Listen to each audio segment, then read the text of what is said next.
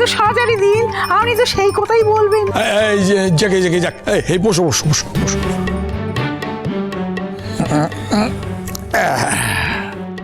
ও মা, কি একটা সাদাটে ধরনের শাড়ি পরে এসেছো? চেঞ্জ করবে? একটা শাড়ি দেবো? না না, আমার কিছু দরকার নেই, আমি একদম ঠিক আছি।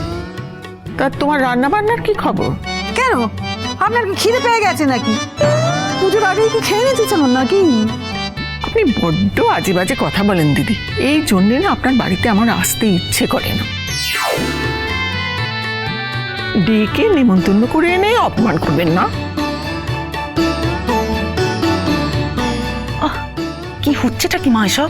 আপনার সঙ্গে আমার ঠাড্ডার সম্পর্ক, আপনার সঙ্গে ঠাড্ডায় আর কি করতে পারবো নি কো? আপনি রান্নার খোঁজ করছিলেন, সেই জন্যই বলুন। রান্নার খোঁজ কেন করছি জানেন? আমার মেয়েকেই তো রান্না করতে হয়, তাই দেখছি পুজো সামলে আবার রান্না করতে যাবে না রান্না করে পুজো করতে এসেছে। মা, আমি শুধু গিয়ে খিচুড়িটা চাপাবো। তরকারিগুলো কিন্তু আমি সব ভোরবেলায় করে রেখেছি। নতুনদা কিন্তু অনেকবার বলেছিল ক্যাটারারের কথা। বৌদি ভাই তুমি কিন্তু রাজি হলে না। হ্যাঁ, তোমার বৌদি তো সব সময় মানে সব বাঁশ একেবারে নিজের ঘাড়ে নিয়ে নেয় একদম। আরে যত বলি যে তোর এখন বয়স হচ্ছে, তুই একটুখানি সামনে সামনে চল, তা না। দেখেছিস চোখ মুখের কি হাল হয়েছে? হ্যাঁ দেখ। আমি একদম ঠিক আছি বাবা।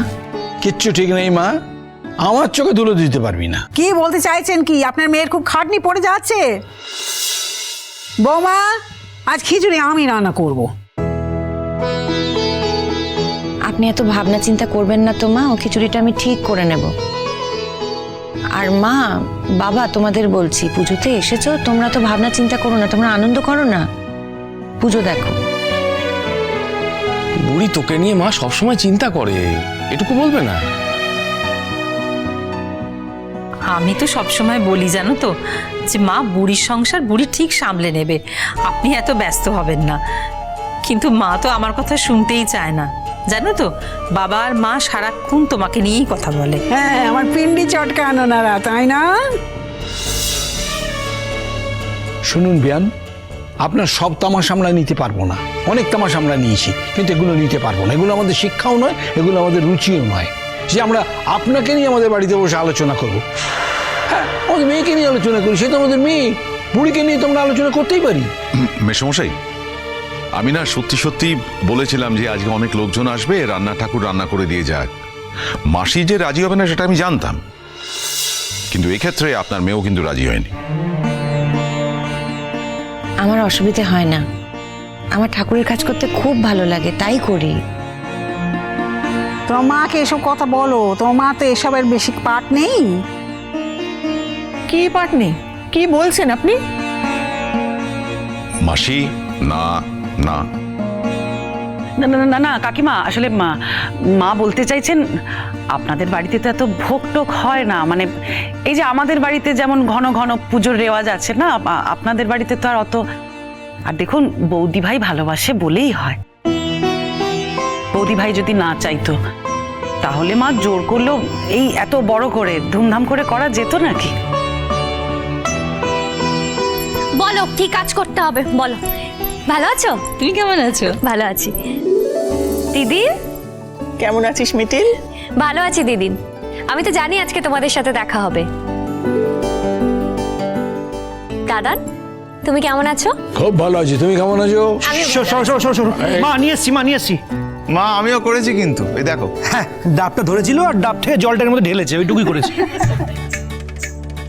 মিঠিল দি, তোমায় কিন্তু আজকে দারুণ লাগছে। তোকেও খুব সুন্দর লাগছে।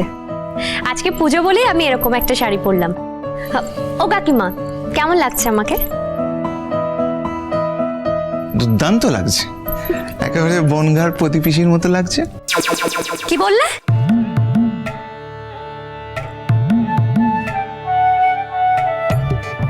প্রতিপিসি?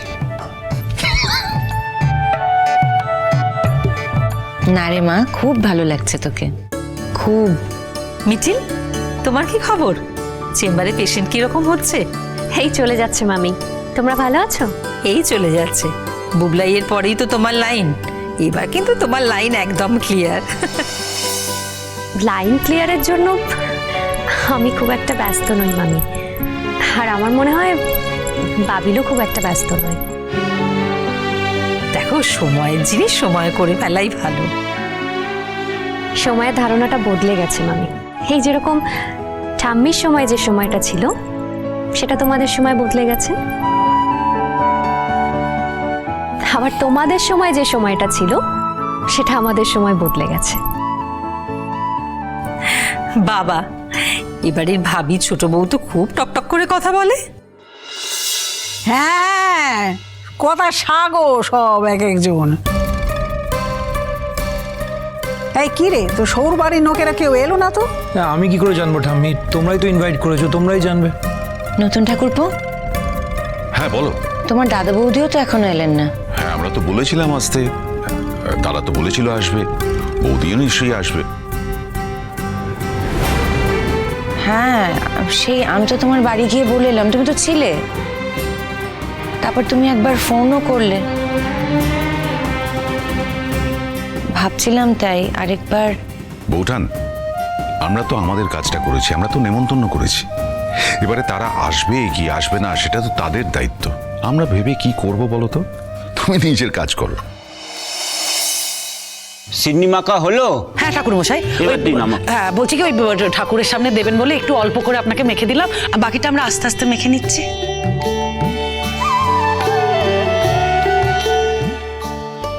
এসে গেছি, তবে একা আসেনি, সঙ্গে কুটুমটাও নিয়ে এসেছি। আসুন আসুন আসুন, এই বোন। আসুন আসুন আসুন, বসুন। হ্যাঁ, আসুন আসুন, বসুন আপনারা। এই তো পুজো শুরু হয়ে গেল, শেষ হতে চললো এখন। এই মিষ্টিটা একটু ঠাকুরের সামনে দিয়ে দেবে। এইসবের কি দরকার? বারে, পুজোর মধ্যে এসেছি, একেবারে খালি হাতে আসবো? এই বসুন না প্লিজ।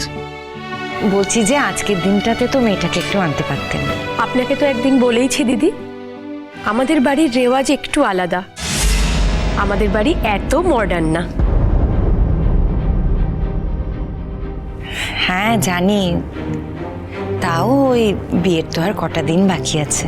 তা হোক, শ্বশুর বাড়িতেই তো শেষ পর্যন্ত আসবে, তাই এখন থেকেই এত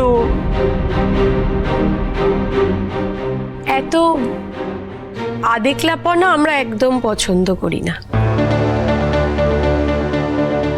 আবার আরেক দিক থেকে আরেকটাও কথা বলার থাকে কাকিমা, কিছু মনে করবেন না। মেয়েটা যে বাড়িতে আসছে সেই বাড়ির সব লোকজনের সঙ্গে যদি আগে থেকে একটু জানা বোঝা থাকে তাহলে মেয়েটারও সুবিধা হয়, আর যাদের বাড়িতে আসছে তাদেরও সুবিধা হয়। ও তাই বুঝি তুমি আসো? আমার কথা বাদ দাও, আমি সবার কথা বলছি। এক একটা বাড়িতে এক এক রকম নিয়ম, এই বাড়ির নিয়মটা একটু আলাদা। আর আমার বাড়িটাও ইনফ্যাক্ট মানে আমার মা বাবা এতটা কনজারভেটিভ নয়। আমার মা বাবা চিরকাল লেখাপড়ার উপর জোর দিয়েছেন। আমার মা বাবা বিশ্বাস করেন যে ছেলে মেয়েকে যদি ঠিকমতো লেখাপড়া শেখানো যায় তাহলে তারা নিজেরাই বিচার করবে যে কোনটা করা উচিত আর কোনটা করা উচিত নয়। তার জন্য অন্য কাউকে শিখিয়ে দেওয়ার কোনো দরকার হবে না।